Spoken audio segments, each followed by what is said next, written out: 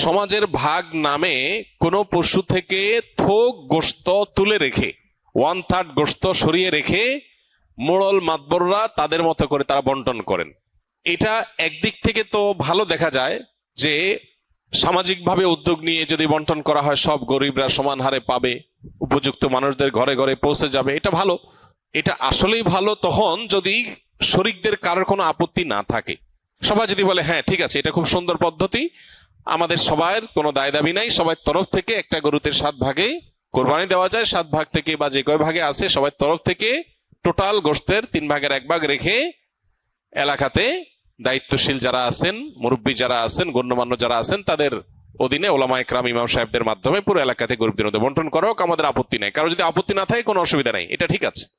যেহেতু এই জাতীয় ক্ষেত্রে একজন মানুষ তার নিজস্ব কোনো আত্মীয় আছে, গরিব আছে দূরে, তাকে একটু বেশি করে দিবে বা তার মতো করে সে একটু বন্টন করবে, এই বিষয়গুলোর সুযোগ যেহেতু থাকে না ওই সমাজের ভাগ আলাদা করে তুলে ফেলার কারণে, এই বিষয়টা যদি কোনো শরিকদের কারোর আপত্তি থাকে তাহলে এটা উচিত না, তাহলে সেক্ষেত্রে তার হক নষ্ট হবে।